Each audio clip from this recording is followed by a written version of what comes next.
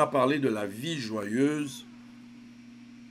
Et j'aimerais attirer votre attention sur une chose. C'est que ce qu'on va considérer comme étant l'opposé de la vie joyeuse, c'est la vie amère. Et je ne souhaite à personne ici une vie amère. En tout cas, nous sommes ici pour la vie joyeuse. Et nous croyons et nous avons, en tout cas, telle est la déclaration dans laquelle je crois et que je vous ai partagé, que pour nous, nous sommes entrés dans un cycle, dans une roue de 20 ans, en tout cas. Et cette roue de 20 ans, voilà, nous croyons et nous déclarons, nous prophétisons, voilà, que c'est pour de la vie joyeuse, mes très chers amis.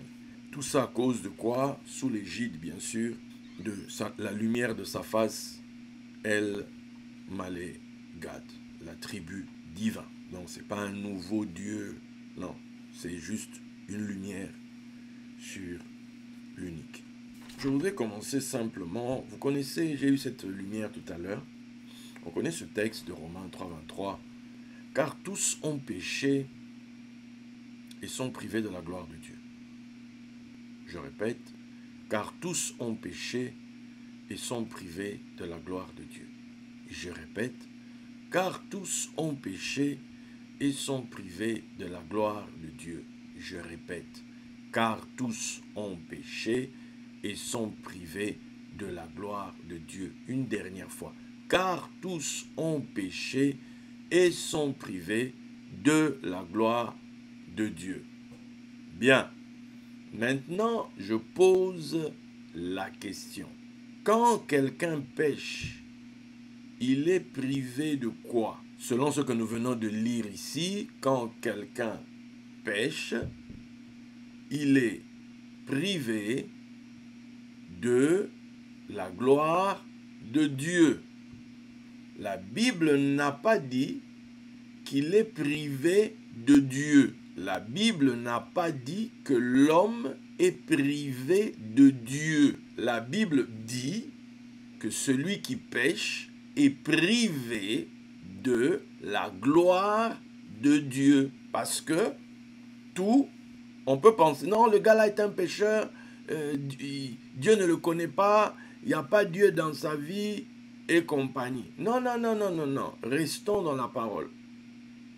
La parole dit qu'on est privé de la gloire de Dieu. On n'a jamais dit qu'on est privé de Dieu. Parce que pour que quelqu'un soit privé de Dieu, ça signifie que tu n'existes même pas. Ça signifie que tu es mort, on t'a enterré. Puisque Dieu, malgré tout, t'a donné un souffle de vie. Biologiquement, tu es vivant. Donc, quelque part, Dieu te connaît. Quelque part, tu bénéficies, j'allais dire, des services de Dieu. C'est ça que je veux vraiment attirer votre attention là-dessus. Parce que si tu ne comprends pas cette nuance-là, tu vas penser que je raconte n'importe quoi. Tu vas penser que quand on parle des choses ici, non, lui, il aime trop l'argent, lui, il aime trop les choses de la terre, lui, surtout que j'ai parlé de la bonne nouvelle aux pauvres. Oh, il ne veut plus que les gens aillent au ciel. C'est une bonne nouvelle aux pauvres. C'est-à-dire, c'est des gens qui sont sur terre et qui sont privés de la gloire sur terre. Pourquoi? La raison biblique, c'est tous ont péché. Conséquence, ils sont privés de la gloire de Dieu. C'est-à-dire, imaginons que Dieu a plein de choses dans son armoire, mais le côté gloire là, tu n'as pas le droit d'y aller. Non, toi tu es un pécheur. Non, toi tu es un pécheur, tu restes de ce côté-ci. Tu es toujours dans Dieu. Tu es toujours dans Dieu. Tu es toujours avec Dieu en fait. Mais c'est Dieu lui-même qui veille à ce que toi, tu restes en prison. Que toi, tu restes du mauvais côté de la barrière. Que toi, tu n'accèdes pas à ce côté-ci du palais. C'est-à-dire dans les appartements de ce côté, toi, tu n'as pas droit d'y aller. Genre, tu fais et dire non, la prince a dit non, pas toi. Donc, tu vois d'autres jouir du bonheur, tu vois d'autres jouir de la gloire de Dieu, mais toi non. Et puis tu dis, mais Seigneur, à quoi me sert-il de vivre? Dieu t'a donné, Dieu te donne, tu as le minimum en fait.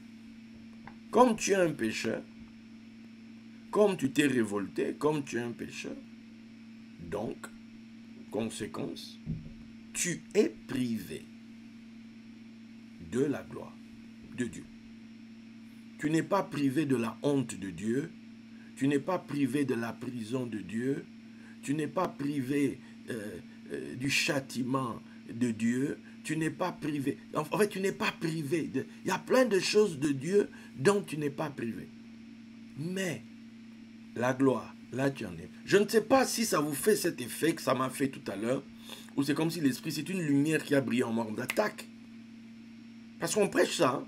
Bien-aimé, tous sont péchés et sont privés de la gloire de Dieu. Arrête-toi 2 minutes. On dit privé de la gloire, pas autre chose. Mais la gloire, tu en es privé. Donc, le message de l'évangile qu'on vient apporter aux gens, c'est un message qui est censé leur rendre la gloire. Sinon, tout le reste de Dieu, là, ils connaissent, ils vivent ça. Ils subissent les galères de Dieu, ils subissent les prisons de Dieu, ils subissent les manques de Dieu, ils subissent les famines de Dieu, ils subissent tout ça. Les amertumes de Dieu, les poisons de Dieu, ils subissent tout ça. Ils subissent les cauchemars de Dieu, ils subissent, sinon, tout cet aspect de Dieu là, ils vivent. Mais ici, voici une chose que, quand on prêche l'évangile, même le prédicateur lui-même ne fait pas gaffe à ça. Le prédicateur ne réalise pas qu'en fait, il est là pour ramener la gloire dans la vie des gens. Une gloire qui a quitté leur vie. Une gloire qui n'existe plus.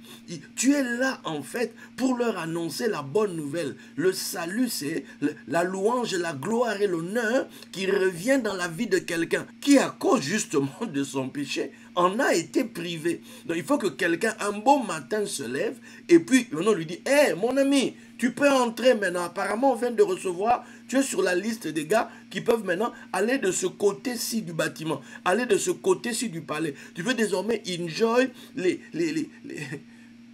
les autres aspects de la life, de la vie, du palais. Vous savez, quand vous êtes à l'aéroport, il y a plein de gens à l'aéroport, il y en a plein. Il y a des gens, ça dit que c'est chaud des endroits où ils sont, c'est compliqué. Mais il y a des gars qui arrivent à l'aéroport, ils ont une carte, ils ont la possibilité d'avoir accès à un carré VIP, à un lounge. Quand tu vas là-bas, il y a de la bouffe à table. En fait, tu te sens VIP, quoi. Vous êtes tous dans le même aéroport. Mais les gens qui sont dehors n'ont pas droit d'accès à cet endroit. C'est-à-dire que eux, ils ont fait quoi? Ils ont péché. Comprenez ça comme ça. Donc, ils ont péché. Donc, ils ont les services basiques de l'aéroport. Ils bénéficient des services basiques de l'aéroport. Ils s'asseyent sur des chaises un peu en fer comme ça, des chaises froides. Hein. C'est-à-dire, ils sont dans des conditions, il y a du vent qui passe souvent, etc. Bref, on leur sert rien. S'ils veulent manger, ils doivent se lever et aller payer, aller s'acheter quelque chose. Mais les gens qui ont l'accès au VIP, oh, ceux-là, ils ont accès à la gloire. C'est-à-dire, ceux-là, ils ont accès à la gloire de l'aéroport. Est-ce que quelqu'un est en train de comprendre ça? Ils ont accès à la gloire de l'aéroport. Vous entrez dans un avion, vous allez tous faire un tour dans... Peut-être tu ne peux même pas faire un tour, tu es obligé d'y aller. En classe économique, non, voilà, tu vois les gens, non, écoute, on voyage, on n'a pas besoin de trucs, place économique, et voilà. Il ne faut pas dépenser l'argent, classe économique. Déjà, quand tu penses comme ça, c'est parce qu'il n'y a pas la gloire, il n'y a pas l'argent. Mais il y a des gens dans le même avion, pendant que toi tu es serré entre deux gros malabars, qui te rappellent que ce que est la vie d'un jambon, hein, dans un croque-monsieur. C'est-à-dire que tu es là au milieu comme ça, les deux gros malabars te serrent d'un côté et de l'autre. Bon, mais dans le même avion, il y a des gens qui sont devant là-bas. Toi, tu ne peux pas y aller comme ça. Tu ne peux pas y aller comme ça là-bas. C'est-à-dire, même si tu connais quelqu'un, on va demander à quelqu'un, est-ce que vous connaissez à quelqu'un qui est là-bas qui dit qu'il vous connaît? Il voudrait vous parler. Là-bas, c'est le coin, quand tu arrives, dès l'entrée, on te propose des mouchoirs chauds pour t'essuyer le visage. On te propose Qu'est-ce que vous voulez? Du champagne, un jus, etc. C'est-à-dire que tu sens l'honneur. Hein? Quand on t'apporte la bouffe, tu as différents menus de chef. Quand tu es là-bas en économique, on ne te propose pas tout ça. Là-bas, on te fait même sentir que écoute, tu prends déjà l'avion, sois content. C'est-à-dire, ce qu'on te donne là, hein, discute même pas.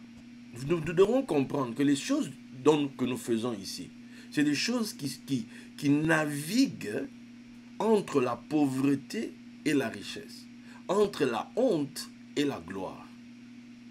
Et Yeshua, le nom de Jésus, le salut, c'est de nous faire quitter la pauvreté et la honte et nous emmener à la gloire.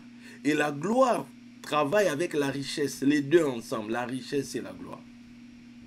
Et quand quelqu'un est dans la richesse et la gloire, automatiquement il reçoit les louanges des autres qui n'y sont pas. Vous voyez un peu, le salut de l'âme, c'est ça. Le salut de l'âme, c'est ça. Tous ont péché et sont privés de la gloire. Alors, quand tu es là à espérer la gloire, qu'on ne vienne pas te dire, non, bien-aimé, il ne faut pas espérer des choses glorieuses, il faut te contenter. Écoute, les autres là, je le vis déjà. Les autres aspects du palais de Dieu là, les aspects sombres de chez Dieu, je les connais déjà. Les aspects de galère, je les connais déjà. Les aspects de honte, je les connais déjà. Dans les choses de Dieu, l'histoire de la gloire est centrale. On est tous ici parce que on a été privés de la gloire de Dieu. Privés de la gloire. Toute cette marche, c'est pour ramener la gloire divine dans nos vies. Maintenant, Dieu a son processus. Dieu a un processus par lequel il nous fait passer afin que l'on puisse expérimenter ça. Quand tu es privé de la gloire, la vie est amère. Quand tu es privé de la gloire, il n'y a pas de joie. Mais quand la gloire revient, Dieu rend la vie joyeuse. Si tout ce que je vous dis là, vos tripes ne se serrent pas. Si dans tout ce que je vous raconte, je prends des heures ici à vous prêcher, avant ça à préparer les messages, etc. Si au fond de vous, il n'y a pas cette hargne de dire, Seigneur, accomplis ça dans ma vie. Moi, je vais faire ces choses. Seigneur, moi, je vais faire. Moi, je vais faire. Daddy, il faut combien dans ton village là pour faire? Il faut quoi? Si ton Dieu me bénit, moi, je vais faire ça. Là, je parle du mien, mais ça peut être aussi chez des autres qui sont ici. Il y a des besoins, en fait. Vous voulez devenir la personne par qui l'eau va passer, par qui l'abondance va arriver. Alors, vous devez vous mettre au carrefour qu'il y a entre les besoins des gens, les prières des gens et la solution que ces gens attendent. Un Mashiach, c'est cette personne-là. C'est la personne qui va véhiculer la lumière jusqu'à l'endroit où on en a besoin. C'est la personne qui va porter sur elle. C'est l'âne qui va porter le salut jusqu'à l'endroit où on en a besoin. Ne sois pas toujours en train de te plaindre sur ton sort. Quelquefois, ton sort à toi, il est meilleur que des tas d'autres personnes. Maintenant, je ne dis pas que tu dois te contenter de ton sort, non. Ce que je veux te faire comprendre, c'est que tu peux t'élever au-dessus de ta condition. Tu peux t'élever au-dessus de ce que tu es aujourd'hui et de te dire, moi, je vais être un canal de bénédiction pour les gens. Je vais être un canal de vie pour les personnes. Je vais être un canal de salut pour des gens. Moi, je vais le faire. Et c'est là que tu vas avoir la plus grande surprise de ta vie. Celui qui donne reçoit. Celui qui donne reçoit. Celui qui donne reçoit. Celui qui donne reçoit. Donc plus maintenant tu commences à ouvrir ton esprit sur ce qu'il y a à donner. Qu'est-ce que je pourrais donner? De quoi les gens ont besoin? Allez, tu vas commencer à réaliser qu'il y a des besoins qui dépassent les tiens en fait. Et ça va t'emmener à genoux dans la prière pour enfanter ce miracle. Ça va t'emmener à genoux dans la prière pour enfanter cette solution. Ça va t'emmener à genoux dans la prière pour dire Seigneur, comme Élie, on lui a dit qu'il va pleuvoir et puis il va être dans la prière jusqu'à ce que le nuage se lève, jusqu'à ce que la pluie tombe, jusqu'à ce que le temps de sécheresse se transforme, que cette saison s'arrête et qu'une nouvelle saison entre en scène. Si l'intelligence est avec lui, or on nous dit que la foi vient de ce qu'on entend. La foi vient de ce qu'on entend. Or, il nous est aussi dit qu'il te soit fait selon ta foi. Il va t'être fait selon ta foi. selon l'intelligence qui naît en toi, selon le truc qui jaillit en toi, selon la lumière qui jaillit en toi en fait. Il peut y avoir une foule de personnes qui sont là, mais toutes ces personnes entendent le même prédicateur. Vous voyez comme tel que vous êtes là en train de me suivre. Vous êtes tous en train de suivre le même message. Mais il ne sera pas fait à vous tous de la même manière. Pourtant, vous avez tous entendu le même message. Il sera fait à chacun selon sa foi. Il sera fait à chacun selon ce qu'il a entendu, selon ce qui est né, par ce qu'il a entendu. Ça a généré quoi en toi? Quel est le truc qui... Ça fait vibrer quoi en toi en fait? Ça t'a donné quelle intelligence, quel truc que tu... Non, moi je vais. Ce monsieur qui vient tout le temps chez nous, c'est un saint homme de Dieu. Et alors, nous devons faire ça pour lui. Est-ce que c'est toutes les personnes qui passent quand on dit que lui c'est un homme de Dieu? Oui. C'est la sagesse, c'est un homme de Dieu. Oui, ça oui, tout le monde a entendu. Mais l'intelligence c'est quoi? C'est que fais-tu de la sagesse reçue?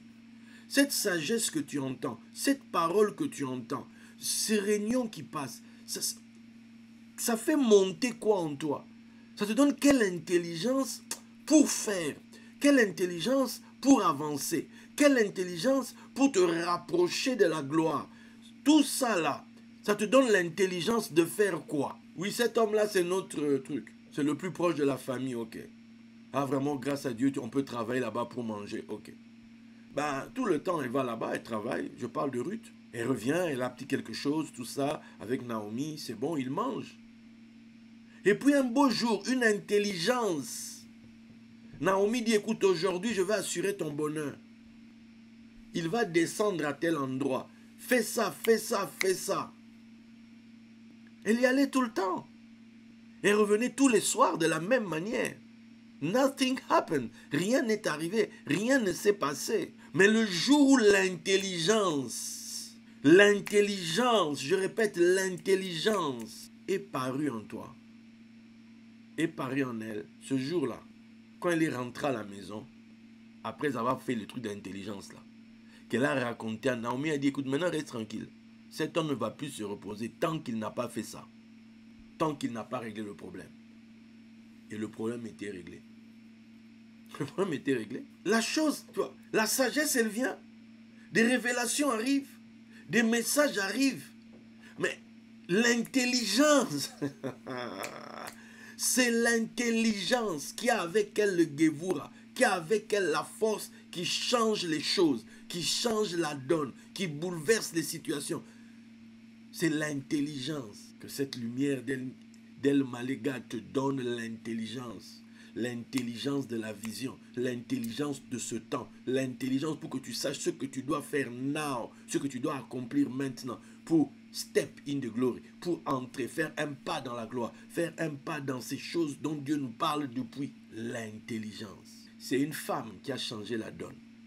Cette femme-là, c'est l'intelligence. Voilà pourquoi on nous dit que dans la tradition hébraïque, on nous explique là-bas que la rédemption viendra du côté des femmes. Puisqu'on dit qu'une femme a plus d'intelligence divine que l'homme. Le secret de la femme, c'est le secret de la rédemption. La rédemption viendra grâce aux femmes. Et cette femme dont on est en train de parler ici, c'est l'intelligence divine. L'intelligence divine est surnaturelle. Elle donne une force qui est surnaturelle. Voilà pourquoi on nous dira que Mashiach, Moshe, lui, il avait les 49 portes. Mais la 50e porte, puisqu'on parle des 50 portes de Bina, la 50e porte, c'est David. D'où on dit que David, c'est vrai, c'était un homme fort, un homme puissant, mais David, il avait pris le côté féminin. Tu vois, il agissait avec la force féminine, en fait. La force féminine. Parce que son âme était du côté de l'intelligence divine. Et c'est hyper important de comprendre ça. Puisque la femme reçoit la sagesse, reçoit la semence. Et c'est elle qui transforme ça. Et lui donne la forme adéquate. La sagesse est donnée, mais c'est l'intelligence qui lui donne la forme. L'homme de Dieu enseigne, l'homme de Dieu donne. Mais tu dois être en posture féminine en fait.